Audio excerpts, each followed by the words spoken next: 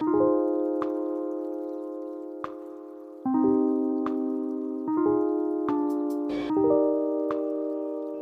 back to the Indiewood Podcast, a podcast about independent film and the many hats filmmakers wear in order to get those films made. Every month, I interview one such filmmaker where we talk about their workflow, their process, their creative journey, and how they manage wearing multiple hats. And this week, and for the next 3 weeks after that, I'm joined by a very special guest who I've known for 2 years now, right? 2 years? Give or take. Yeah. And we've worked together for a little bit, and we've, you've come on to the Indiewood Screenwriting Fund education program to do a seminar. But this is the first time we've actually met in person. We were COVID acquaintances. Yeah, COVID acquaintances. So I'd like to introduce a producer and creative development executive, formerly of Dark Horse, Paramount, and Montecito Pictures, Andrew Lang. Thanks for having me. Yeah, welcome to the Appreciate pod. it, man. Yeah, it's going to be good because me and you, like when we sit down and have chats, we'll just talk for like 3 hours and like we gotta go. We got like other things to do, but we'll talk about like movies and the industry, and and you're always a guy who likes to talk about older films, which I think is really cool. But I want to hear more about, just to kind of prime the audience and me too, because I don't think we ever talked about like your trajectory in the industry, which has been cool and fun and exciting. Right, because you worked with a lot of cool IP and like in the indie space and the studio space. So tell me how Andrew Lang got into the entertainment industry. Okay, where do I begin? You were born in. I was born in a small town. After college, I didn't know what the hell I was doing, and I got very lucky in that I think I just spammed resumes out. And I started interning for a company called Cataland Pictures. Mm-hmm. And that was the producer who worked, who's the Broken Lizard producer. Okay, yeah, So yeah. it was just after Super Troopers and, maybe Club Dread as well. And it was in pre-production on Beer Fest. Okay. And so I worked for them for a bit. The deleted scenes of Beer Fest. I'm sure that was intense. I have really long hair in it as well. And then like that sort of died because I think they were all moving out to LA because they got a Warner Brothers deal, blah, blah, blah. Yeah. And they all kind of went their own separate ways. Like now a couple of them are doing Tacoma. They sort of come back together every once in a while, and they direct TV a lot now. And, Chandra Sekhar does a lot of TV. But I then, as did many people in New York, was Law and Order. Law and Order SVU was where I sort of cut my teeth with like, oh, this is like how it works. This is what like production is, but also just production office stuff. I started there in the production office. I worked there for like, I don't remember, a couple of years, a year or two. And I thought I maybe wanted to do the onset stuff, but I didn't. Yeah. I quickly was like, that's not the place I want to work in, like repetitious like broadcast TV. Because also, isn't that like, it's very gig oriented where, your next job is, you don't know, where on like the development side, it's you're an employee. Yeah. Generally speaking, yeah. If you can find a good gig in TV, you stick with it. There were people on Law and Order that have been there since day one. Oh, there were construction crew and there were grips and everything that had been there from the beginning. Why? Because pay's good, and they were. The show's never getting canceled, and it was steady. So, so after that, it was sort of a like, what the hell do I do? I'm living in New York, and I sort of started PAing on like a lot of different things, weird low budget movies, some higher budget movies, whatever was shooting, wherever you could get a day or two, whatever it was. And I'm probably going to go into far too much detail. Please cut me off. But a video assist person got into a car accident on the way to set. And so someone on this movie called Gracie, one of the production managers, was like, Andrew, get over here. Yeah. Can you do this tonight? Yeah. It's an overnight shoot, 3 cameras, and it's a soccer sequence. So it's like there's like track laid out the entire length of the field. We need you to hook everything up and like get playback for everything. Can you just do it for us? And I said, Yes. Yeah. I shall. Didn't know how to do a thing, right? I had no Go home and like Google, watch YouTube videos. Yeah, I've done that. Brother, this was pre-smartphone, so I couldn't even do that. It was literally just look at stuff and go, I think I got it. Connect in to out and out to in. Yeah. So I was like, okay, great. So I did that. And then the guy whose equipment was like, hey, do you want to keep doing that for me? And so I said, sure. Yeah. And so then basically it was like commercials, TV shows, movies, doing it that. He got me into Union, Local 52 in New York. And I was, a dues paying union member for many years. And I lived and worked in New York doing that for a long time. But I hit a wall because I wanted to do the development side. So I had to essentially pack it up and just go, all right, well, look, there's nothing here in New York that can forward this. And no one takes a crew member seriously. Someone who shows up and drags cable out of gutters, they're not really going to take that guy seriously in any capacity, right? Yeah. I can't walk into the HBO offices and go, here's my resume, like, right? Bring me on. No, not going to happen. So I had to.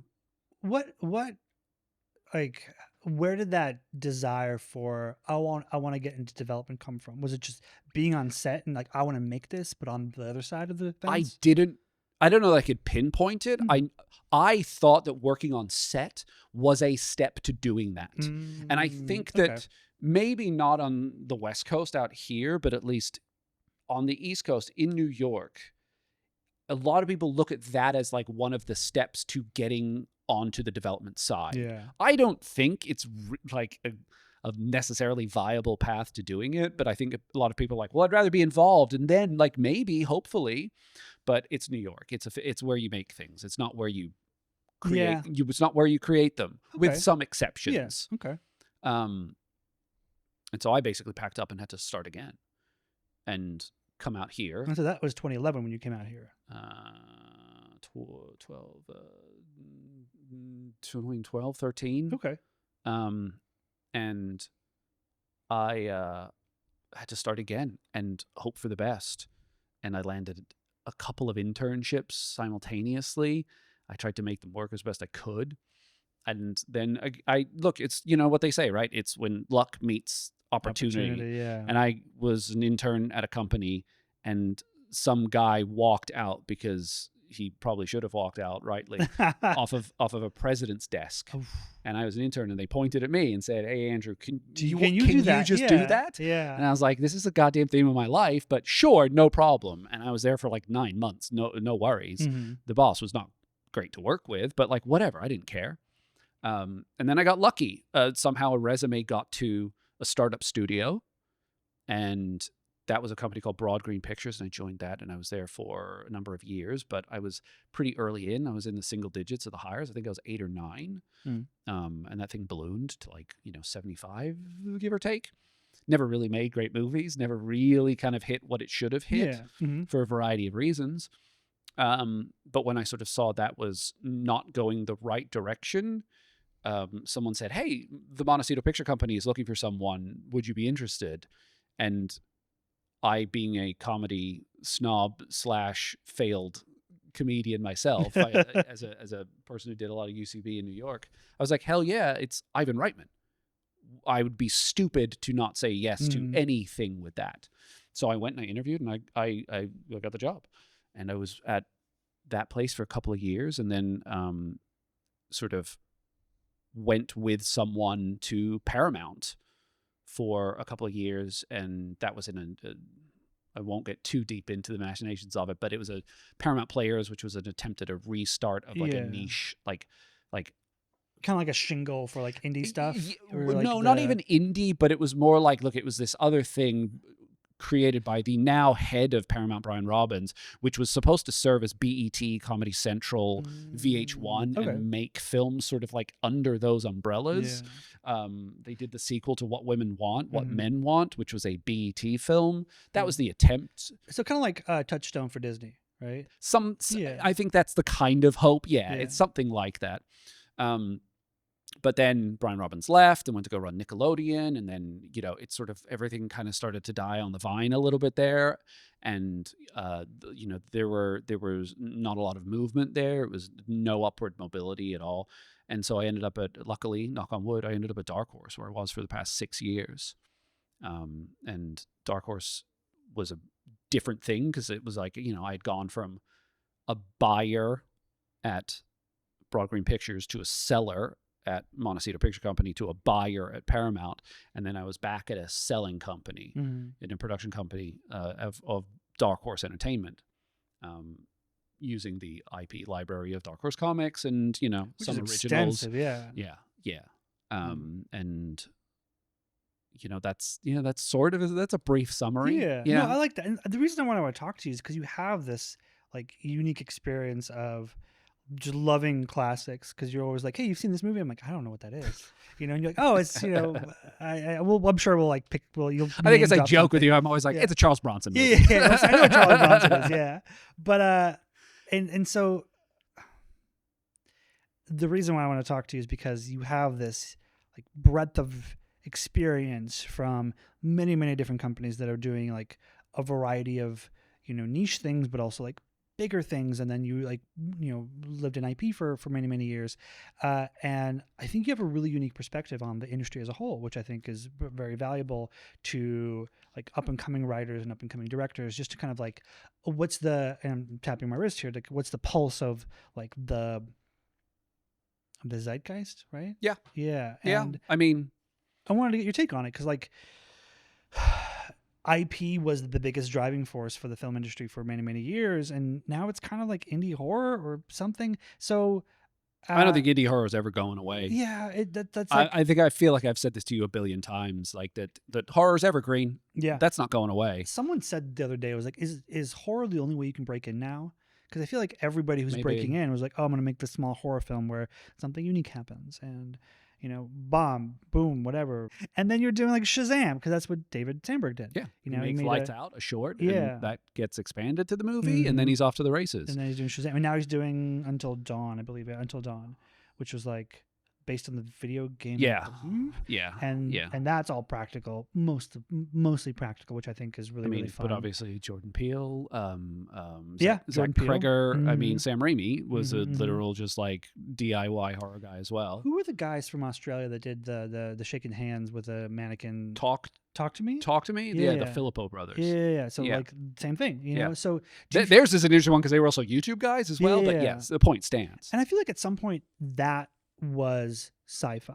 You know, you had, I think 2009 was Primer, you know? That was earlier. Really? I think it was like 2004, right? That was a Sundance movie in like 2004. I think. Okay. I could be wrong. Yeah. But like Primer, and then you had Brett Marlin did a film called Another Earth. And like that eventually got to, not that film, but that gave her the trajectory to do the AO for Netflix. And so do you see the quote unquote zeitgeist changing at all again, or how do you see it like now in whatever this weird world that we live in now with like the streaming bubble popped, and then AI is a thing, and I know you're like, because you're not pessimistic. That's not the right word. You're like a realist, but like you want it to be good and fun and exciting. And no, like, I can be a disappointed optimist. Yeah, that's the word to use. Disappointed optimist. I good or bad, I call myself a cynic, but I call myself I call myself a disappointed optimist, because I want things to be great. I want things to be good, but like there's a realism that you have to be aware of. As far as like look, that's the name of the game is like, how do you keep a track of what the hell is selling and where it is and what people want? And I don't know that anyone could really say what that is in 2025. I think in previous generations and years, you might have been able to pinpoint it a little better, but I don't know that you can, because I think the industry's, from my point of view, and I'll caveat everything I'm going to say by saying, this is my opinion. I might be wrong as hell, but this is the way I see it, is that I don't think anyone is leading from the front. They're leading from behind. Yeah. And they want what works and what they have seen work before. I think few places want to take a risk on trying something new that might be the thing that makes it break out. There's, of course, exceptions to that, right? Get Out went around to every place in town, and every place in town said, no, we're not making that. But then one guy was like, yeah, let's do it. And of course that, kind of reinvigorates and, creates a career for him. Right. So it's not that it doesn't exist, but I think, and I feel like I've said this to you before, there's a lack of swashbuckling now. Yeah. There's a lack of people that I think are willing to just like roll the dice on something because they like it. Do you feel like it's a money thing, or is it just like a risk aversion thing? Because It's a risk aversion thing, I yeah. think. But I think it's subsequent to that is it's a money thing. My previous guest, George Huang, who's a writer director and has been doing it for about 30 years, we talked a lot about, like, what do you see the evolution in from your perspective? Because like you did a film in the 90s and now you just did a film in 24, and he's like, well, yeah, nobody's taking risks anymore, but also because like the industry's run mostly from like the pocketbook, where before you had artists and they saw something on a napkin, like, I like that idea, here's $1 million, Yeah, like, let's go make it. yeah.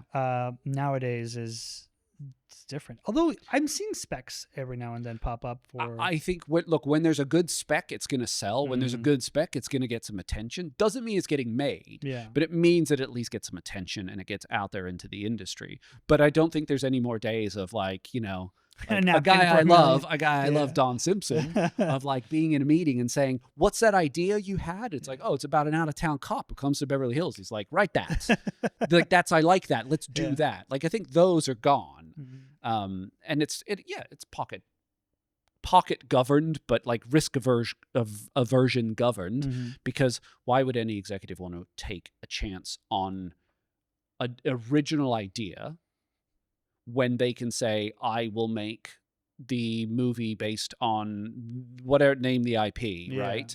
And go like, but I know that was a popular piece of IP.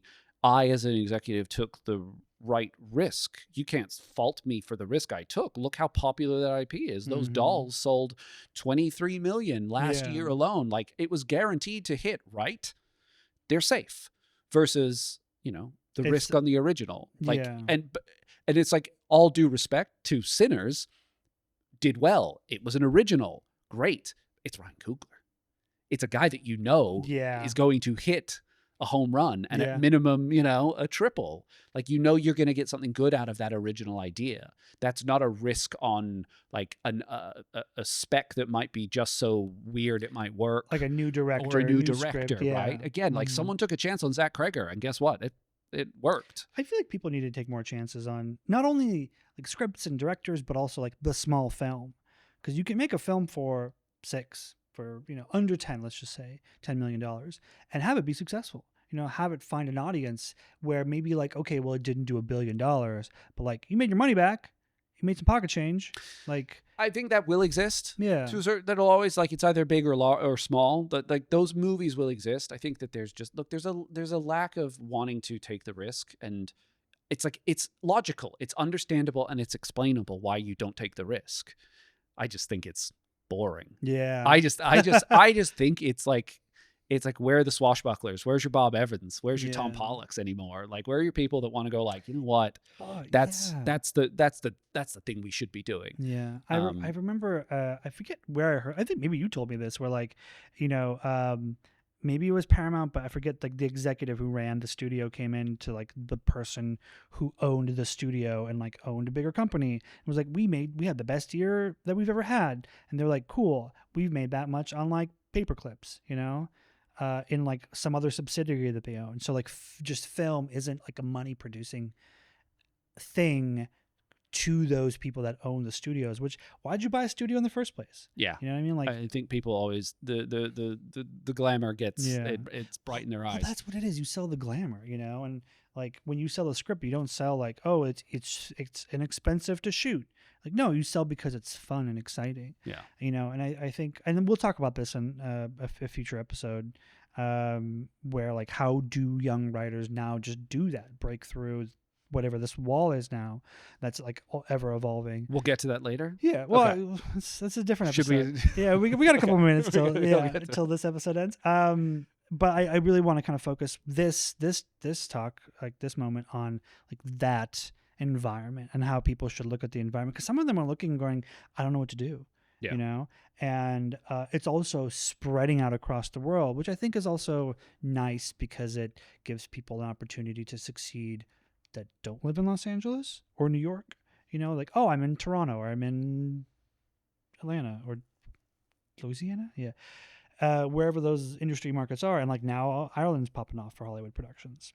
Right. For productions. Yeah. Mm-hmm. Yeah. But like, we had a friend who was an actor and a writer moved to Ireland, is booking more than she ever did here. An actor? Mm-hmm. Yeah. But also like That makes does sense. write and like has now a career as a writer The too. writing is going to be the more difficult side. That's the problem. I hope writing never leaves Los Angeles for my sake.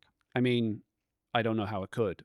Outside of like two hubs, like maybe like LA and New York and maybe or London or something like that. It's not going to. Well, that's an interesting. You might have productions going in Toronto and Vancouver and Atlanta, but like there's no writing.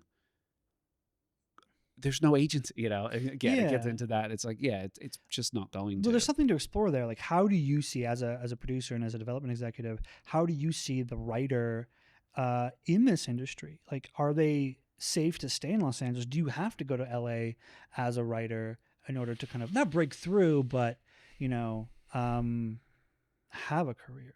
Well, rephrase, because you can have a career out of state, but like, I guess break through. Do you have to move to Los Angeles? That's a good question. Because it's a really good question, because the annoying answer I have is probably, but do you need to? No, but you probably should. It's probably helpful. Yeah. Because look, the fact is that it becomes about exposure and your networking and you're just knowing people. Because whether or not, if you come out to LA, you're going to start playing pickleball with some guy who is a writer or knows a rep. And that's the thing, right? I have a friend who's a writer, and he was like, I'm going to go drink at this like hotel bar. Met the guy who produced Long Legs, and like now they're working together on a thing. Like, okay, can you meet that guy in Oklahoma? You're not going to do that in Nashville. It's just not going to happen. So you're going to have to. You could probably dip out once you know people. Like if you have representation and you've had some level of success, and however you want to term that, it doesn't have to be a sold script, but it's like a known writer. I know people that dip. Yeah. They go to Charlotte, there's Colorado, wherever it is, because it's just cheaper. Zoom means you can, and you can just fly in. There's people in Austin that live and work, right? There's writers that work there, but they know they got to make a flight to LA every once in a while to do the rounds and just talk to people and blah, blah, blah, blah, blah. It's nicer to have meetings in person, I think. I mean, that's why I do the pod in person, because, doing a Zoom, there's just something missing, from the interaction. It was great. We used to do meetings in person all the time. The office was busy. There were people in the waiting room. There's a morale to that. There is a heightened thing that was like, oh, there's that actor. Holy, that person's really handsome in person. And then you got a meeting with that. And then after it's a writer. And it's like, well, those two actually know each other. Look at that.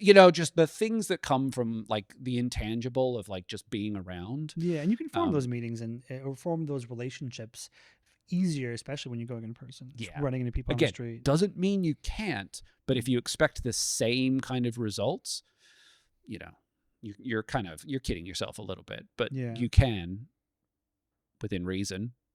So like with IP doing whatever it's doing nowadays, like dying on the vine, to use your verbiage, and like horror moving forward and just with like what works right now, I guess is the sort of the general, maybe like what do you see as the pulse of the industry from a creative standpoint? Again, good question, because like I like someone far smarter than me, I'm sure, has the exact answer, but like I don't know that anyone's right though. Even though I say that, I don't know that anyone's right about like actually it's this, because look, whenever I have spoken to any studio or production company or whoever, like an executive at Warner Brothers or a producer at like 21 Labs, or name your entity, you always get very, very similar asks and wants. Hey, we're looking for something that's like Wolverine. We're looking for a thing and it's like, it's always the same couple of things. They want an action thriller. They want a horror movie. They want a YA romance. And it seems to have boiled down to most companies all kind of look for the same thing. There's some exceptions to that, where there's certain companies, your Blumhouse, that might focus specifically on certain product. So I don't know that there's a great answer of like what works, because like everyone's kind of looking for all of the same thing. So, and I also don't think IP hasn't run its course, but I think large legacy IP is already now getting repeated. We got a Harry Potter TV show coming out. Back, yeah. We're just doing it again. And that's not old. It didn't end that long ago, and we're rebooting it. Like in our lifetimes, probably everyone's lifetime, there's a very good chance we see like a Game of Thrones reboot. Yeah. Like we're gonna just start rehashing those big legacy IPs again. And none of us are ever going to be involved in stuff like that, except if we are perhaps, if there's writers out there that work on TV shows and get staffed in writing, but we're not going to be involved in that anymore. But IP is not, I think legacy IP is kind of like almost set in where it's going to be, unless some giant company buys some giant company and it moves around. Paramount buys Warner Brothers. Well, Paramount now owns Harry Potter and a lot of other things, right? Yeah. But IP will always, there's always going to be novels. There's always going to be some new form of a thing that comes out, a novel, a book, there's going to be a book, there's going to be a comic book, there's going to be something sort of small that maybe doesn't sell, 1 billion copies, but might cut through. Just something that's interesting. Yeah, it might be 50K that it sells, but like the story it's telling in that thing is like, that's pretty cool. That's got to get made. Oh. Well, just to like end on this thought, what, like as new writers come into this industry, and having just finished the Inuit Screenwriting Fund program, like they're new writers trying to find their one, voice, and two, their place in the industry. Do you, like, as I have a friend who options books and writes scripts on them, and then other people who are like, I'm going to write this $100 million like epic, about Gilgamesh or something, and that's gonna like break me through. And I know specs like that, if they're good, like they can lead to other things. But when you look at the industry and you see new writers come in, like, is there any thought to what they should not focus on, not write, but like, what do you see breaking through that's interesting to you, or has been interesting to you in the last like couple of years? A lot of things swirling around in my brain.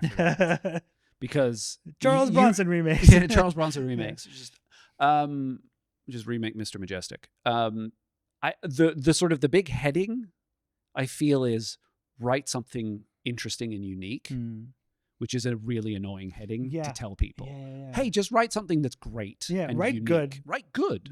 Be good at writing. Yeah. But what I think the nuance of it is, like, can you take an idea and how can you spin out that idea into a unique character, or maybe even like the format of what you're writing, and like, is there an interesting way to tell that story, something that would make it stand out?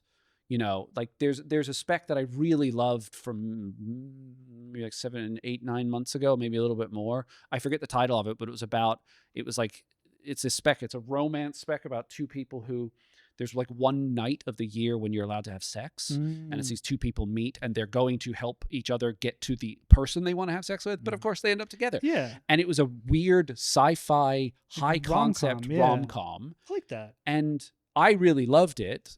The company didn't want to pursue it because they didn't think it was big enough, but it's getting made. Yeah. Like there's a couple of casts attached, there's a director, it's going.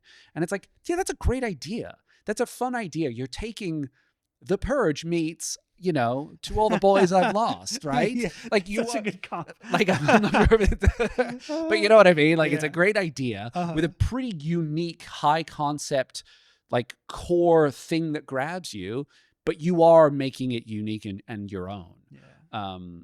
And so I think that like that's the annoying thing of like what do writers do? It's like that. Try to figure out what your thing is. Do the quirky, weird thing. Yeah. Because look, at worst case scenario, like 90, I don't know what percentage now, that's me just making up numbers. You are going to write that is an advertisement for yourself.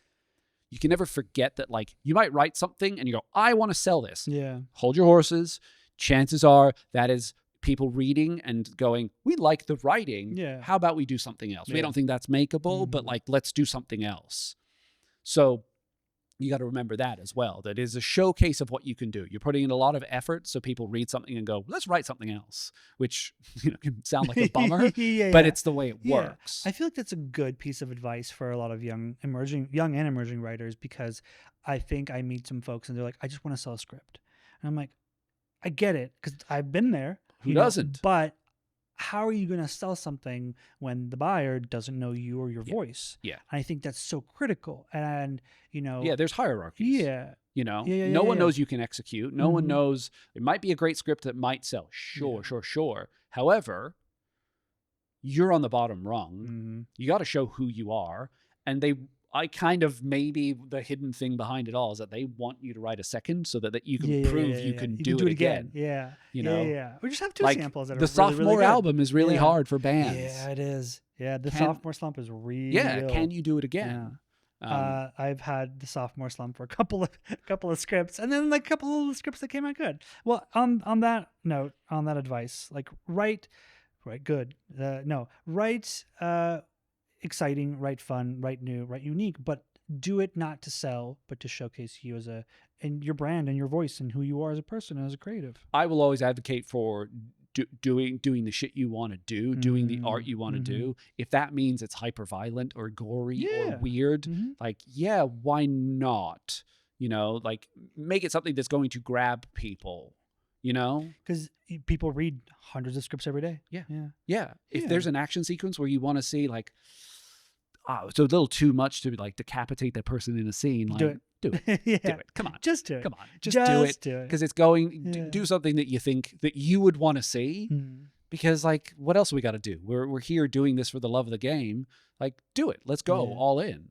Yeah. Just do it. On that note, Andrew, thank you. Thank you for coming in. We'll see you next week.